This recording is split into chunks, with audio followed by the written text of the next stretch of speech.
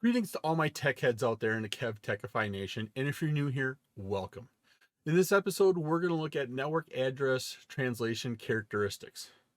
We'll be discussing version 4 private address space, what is NAT, how NAT works, and then finally, the NAT terminology. This episode is part of my series on enterprise networking, security, and automation. I'm Kevin here at KevTechify. Let's get this adventure started.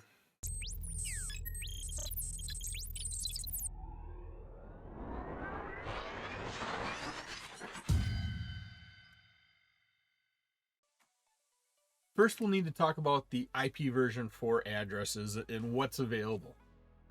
IP version 4, we're running out of those addresses. Those addresses we can put on the internet, we can route traffic to, we are starting to run out of those addresses.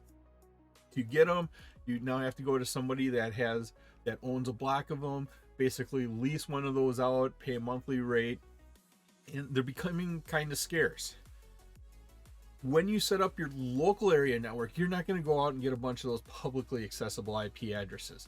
What you're going to do is you're going to use the private IP addresses. Those private IP addresses are on our network, our local area network, inside your company, inside those routers that are protecting you from the outside the internet. And those private IP addresses, they're not routable over the internet. When they get to the edge of your network, the router will discard them. They won't route them on to the internet. Now, there's three ranges of private IP addresses. We have Class A, Class B, and Class C. The Class A is typically referred to as the 10 dot numbers. Class B is the 172.16, and Class C is the 192.168 addresses. Those are the private ones that you can use inside of your company. You don't have to go and register and say, hey, I'm going to use it. When you run those private IP addresses on your internal network, you can't route them on the internet.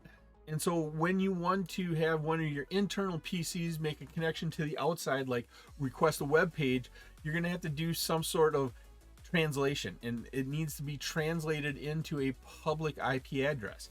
And that's what happens down here. You have your internal network. We set it up using the 10.0.0.0 network.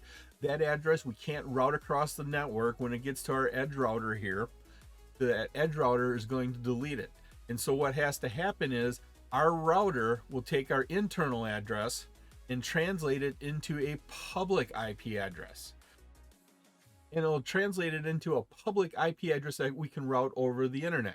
Something like 72.1.6.12, and it translates that in there, and then that router makes a request on your behalf, because it will send that request to wherever you wanted it to go, but then that response will come back to that IP address. So this router right here is going to do some sort of network address translation for you.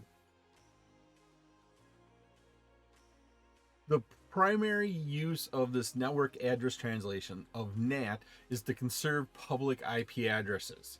NAT allows you to use on your network a private address. Here in this example, we're using the 10 dot numbers. This is a private non-routable IP address internally, and then that will allow your devices then to communicate out there. Typically, NAT happens on your edge router. So that router that sits between your network and the internet, your ISP, but it sits on this edge router. Here in our example, it happens to be router 2. Typically, your network is a stub network. There's only one path on and off of your network.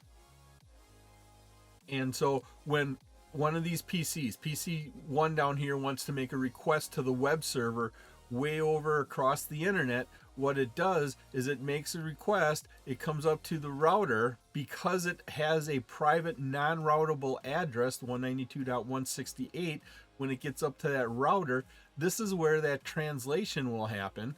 And so the router won't forward that packet on with that private IP address, because it'll just get deleted. It will then translate it to a public address. one of the public addresses that are associated right here with this router. NAT is typically done for internal devices that want to communicate with external devices. Devices on your network that want to connect with another device or service on the internet somewhere. Here we're going to have an example. The PC on the inside of your network has a 192.168.10.10 address. One of those private addresses not routable across the internet, and wants to send a request here to this web server. On the outside, it travels through the internet. That's what this cloud means right here, is this is the internet. And that request makes it down to the web server eventually. Now, how this works, PC1 sends a packet addressed to the web server. So it comes up to R1, this packet.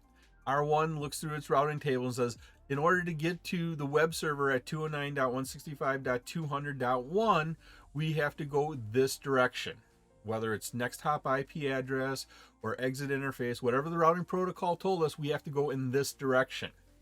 Then router 2 comes. And router 2 is, you can think of this as the edge of your network. So on this side is your local area network. On this side is your WAN, your wide area network, or the internet. And so we have the inside and outside of our network. That packet goes from R1 to R2. R2 sees that. R2 receives this packet in, and it reads the source IP address. It reads that source IP address. It came from 192.168.10.10. So R2 needs to do some translation to that source address so that packet won't get deleted, because if it sees a 10. Address out there on the internet, it's just going to delete that packet. R2 adds a mapping of that local to global address in its NAT table. So R2 creates a NAT table, and right here is an example of a NAT table, and it adds this information, and it adds an inside local, an inside global, outside local, outside global addresses to its table so it can keep track of the information. Then R2 sends that packet with the translated source address, because once again, we can't forward that packet out with a 192.168. We translate it into a publicly routable IP address, and we send it on to the destination. So we send it on, it hits the internet, gets routed through the internet, probably several times until we get down into our web server.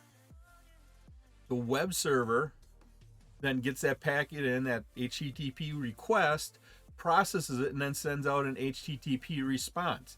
Now, when they send that HTTP response out, it doesn't go to the IP address of the client that's requesting it, because it will never make it to 192.168.10.10. Because if there's an address like that in our packet, that packet's gonna get deleted. And when we went through R2 here, we got rid of that private address and we put a public one in there. So what it does is it sends the web server sends it back using that public IP address, goes across the internet, makes it all the way to R2. R2 receives that packet in there with the destination address of this interface, because that was the source address leaving out. Now it gets it back in with the source address. It checks its NAT table. It goes through the process here and it figures out, oh, the inside local address here is 192.168. Let's translate that back to an address we can use on the inside of our network, because the 209.165 do not exist on the inside of our network. So we have to translate it back to what we can use. That information's in our NAT table. And so once we translated that destination address from a 209 back to our 192.168.10.10, we can then send it on its way. It goes back to R1. R1 can then deliver it to the PC. That translation happens on the edge router right here, allowing us to use internal addresses on our internal network, or private addresses on our internal network, but yet still get information from the internet where those public IP addresses all live and work.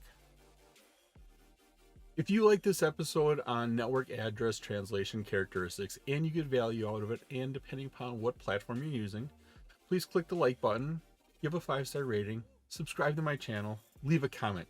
Doing this supports the channel, which in turn helps me bring you more great content. You can also visit my website at KevTechify.com for all of my details and how to get these episodes in video and podcast form.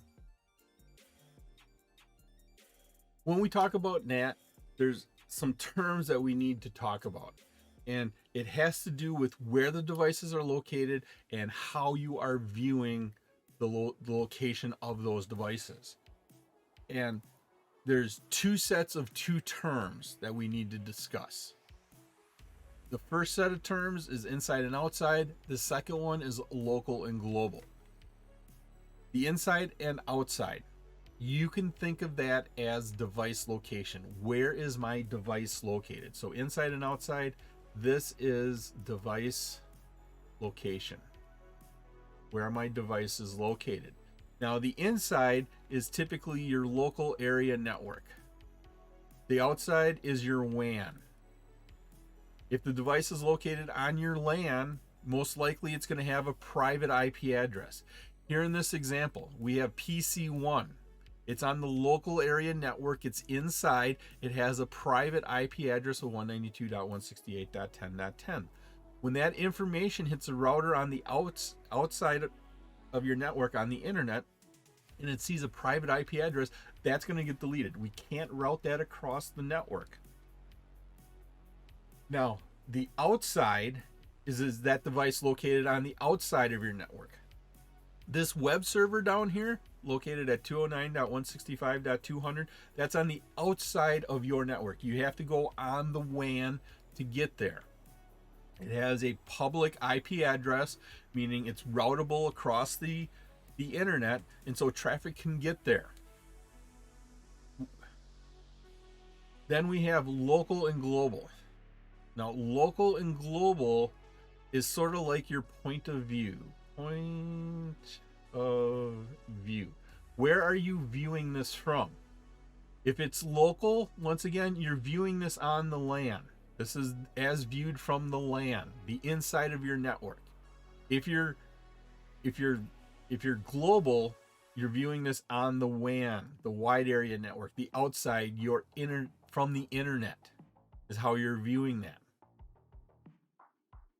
Now, this is sort of you take yourself and you put yourself, where are we viewing this from?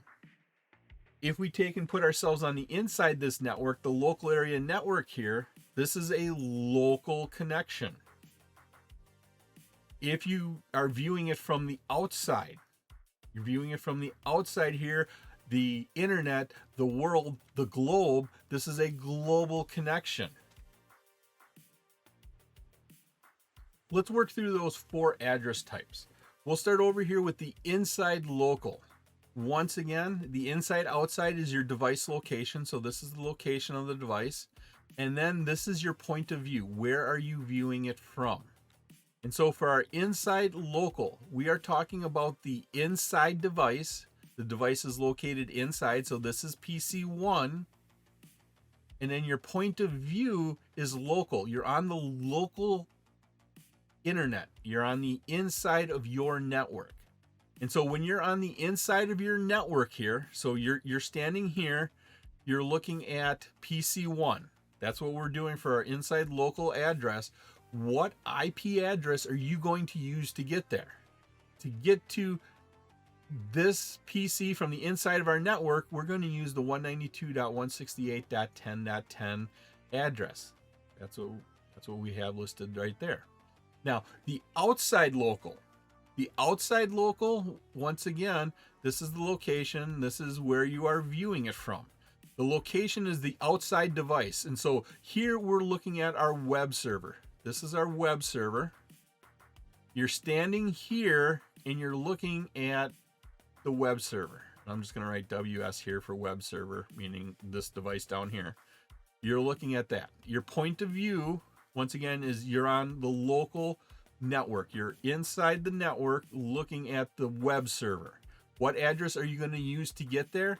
The address you're going to use is actually the IP address for the web server itself, 209.165.201.1. So The device is located outside my network, but my point of view is from the inside of my network. What address am I going to use? I'm going to use that IP address on the internet that's routable. And so that IP address then comes up to here. The next one is inside global. Once again, this is location, this is point of view. The device we're looking at is on the inside. So we are looking at PC1 here. But we are on the outside of our network. So we're on the outside of our network here. We're looking at PC1 here. I'm just going to write PC1 so I'm not crossing a lot of lines. So we are looking there. What address am I going to use to get there? The address we're going to use is the address located right here. Now, why are we going to use this? You could be anywhere outside of this network. You could be across the street, across the town, or halfway around the world. And so you need to have an IP address that's publicly routable. So that's one of your public IP addresses on a device that does your network address translation. That is this interface right here. That's the public side of R2. Then when that request gets here to this IP address, and that IP address is 209.165.200.226. So that's that. But when the request actually makes it to this interface, R2 does our translation for us. R2 does NAT. It takes that publicly accessible address, that destination IP address of the 209.165.200, and then translates it into something we can use on the internal of our network. The internal of our network is 192.168.10.10. And so it translates that from a 209.165. whatever into a 192.168. whatever. It does that translation. When it does that translation, then we can go ahead and deliver it to our destination. So once again, that was inside global. So the device is located inside, which means it's PC1, and your point of view is from the outside the internet. And so this is the address you would use to get there. And then our outside global. So once again, outside is our location. Global is our point of view. So we're looking at the device that's located outside, which is our web server. Our point of view is out here on the internet somewhere. So we are viewing from right here to our web server. What IP address would you use? Well, you would use the publicly accessible address of 209.165.201.1. This is the address that is our outside global. When we look here, we can see that a lot of times the outside local address 209.165.200.1 and the outside global is a lot of times the same address, because once again, outside is referring to that device located outside of our network, which is our web server. And to get to it, because it has a publicly routable IP address, it would be that same IP address for outside local and outside global. The inside global is typically the IP address on the router. That's that global IP address. And the inside local address is typically a private IP address. And to recap, inside and outside is typically your device location, and local versus global is your point of view. Where are you viewing it from? It was my pleasure to provide you with this wonderful episode on network address translation characteristics. If you like this episode and got value out of it, and of course, depending upon what platform you're using, please click that like button, give a 5-star rating, leave a comment. This all helps me bring you more great content. Please take a minute to subscribe to my channel. All my socials and contact information are on my website, KevTechify.com, and you can get all these episodes in video and podcast form. In the upper right is my playlist for my series on enterprise networking, security, and automation. In the bottom right is one of my favorite videos that I put there just for you. Thank you so much for watching this episode of my series on enterprise networking, security, and automation. Once again, I'm Kevin. This is KevTechify. I'll see you next time for another great adventure.